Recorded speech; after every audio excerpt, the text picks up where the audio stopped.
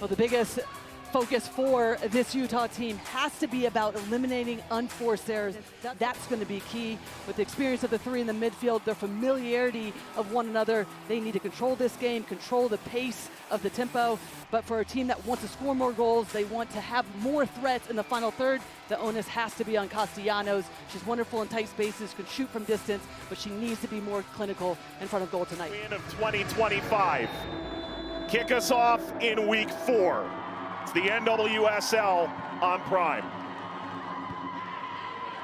Knocked out of play by Hina Sagita for Utah, trying to build this. An awkward giveaway. Bixby off her line. And what a first real intervention in 18 months in game action. A huge play for Bella Bixby. A couple of years in Orlando. 26-year-old Utah native. A chance to come back home. Last year with the then expansion team. Bixby, Solorcino stepping. Here's Hyatt.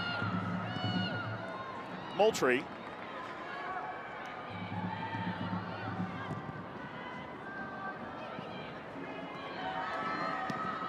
Tejada. Short-armed it, but McGlynn gave it away and is out of her net. Up here to Castellanos, who chips above the bar. Reoccurring theme. So it is something that Portland's looking for. There's the pickoff from Sagita. Now they're off and running with numbers. Castellanos into Sagita. Ball knocked down and smashed in. That is exactly what we were talking about coming into this game. Finding better options, get more numbers in the box, but picking out the right pass. This is a little no look. Hina Sagita knows exactly. It'll be a quick little short corner. Zenoza, Clough, leaving that space right in front of that back line. Sagita Moultrie having a heyday exploiting it. Moultrie serves, trying to get a header back across the face of goal, and didn't fly. Take a look at our first half match stats, and Utah more the ball to this point, although that's the problem that Jimmy Coonrod's described in the loss before the break to Kansas City. We lost who we were trying to be. We had the ball enough. Kansas City wanted them to have the ball, and yet they weren't able to make anything when they did. Del Fava getting real familiar with Hina Sagita. And that is as quick a restart as you can get. Here's Moultrie. Moultrie angles inside.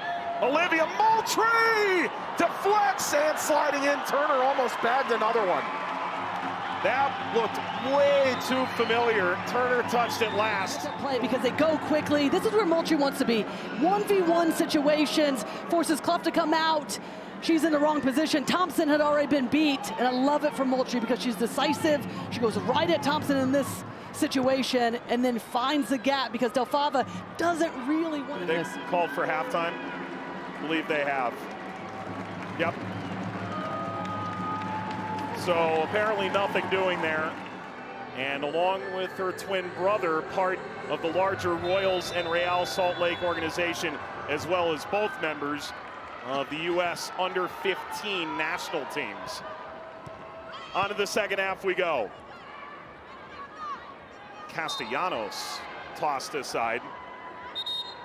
KK has spoken about how Lincoln has been such a motivation and really a sort of partner going through these early days of the youth development ladder within this organization.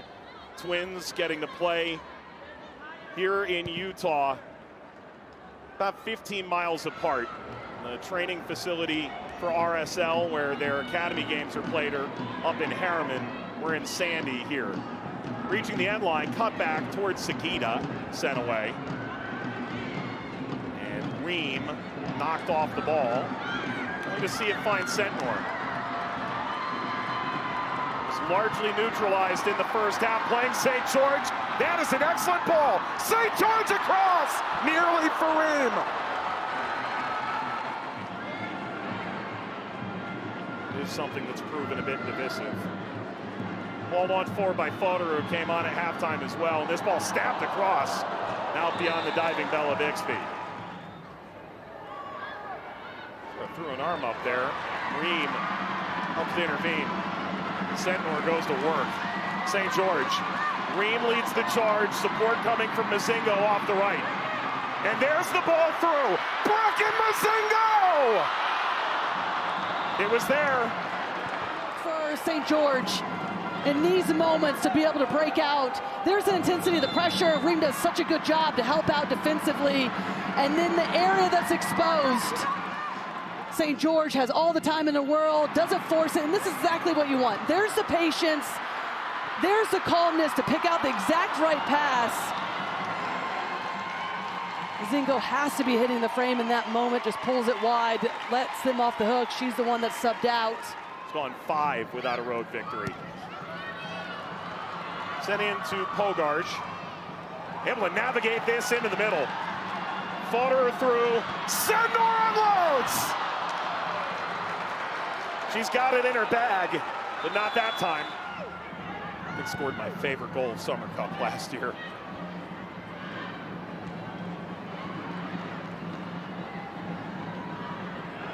Center back role tonight. Turner comes away from that multi-car collision. Here's Castellanos. Make that Turner over here on the near side. Turner. Reilyn Turner, angle tightening. Off the shadow of the post. So it's 66 on the near side, 26 on the far side. Certainly been a bright spot, just connecting Castellanos, and this is what they want from her. Just dropping in, then she can get faced up, because that back line for the Utah Royals is dropping.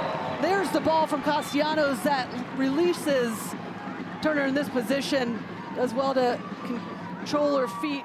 Off between the feet of Reem. Sentnor. Flag stays down for the moment. There goes Guzman.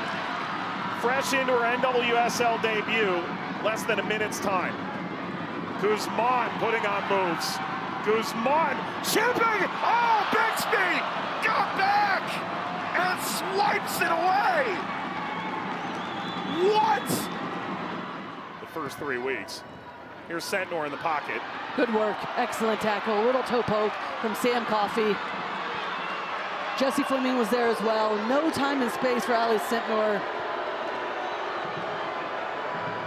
Kunratz was literally leaping up and down. Ball laced ahead. Aladu went for goal! And I think, you know, when the goalkeeper coach is here, you have that little bit of extra incentive. We know Manny McGlynn is so good with her feet, but I think at times has made a number of mistakes. But that goalkeeping spot is up for grabs. I don't know what you think, Laurie. Well, Fodder intervenes and finds Sentnor. Castellanos is down on the other end. Sentnor from a tight angle. Here in Sandy, Utah. Portland picks it off. Sentnor recovers. Sentnor fires over the bar. They'll have to go the length of the field if there's any time at all. There's the look at the watch. That's it. It's full time, and the Thorns have their first 3 points of the season. A couple of draws, and now they've broken through.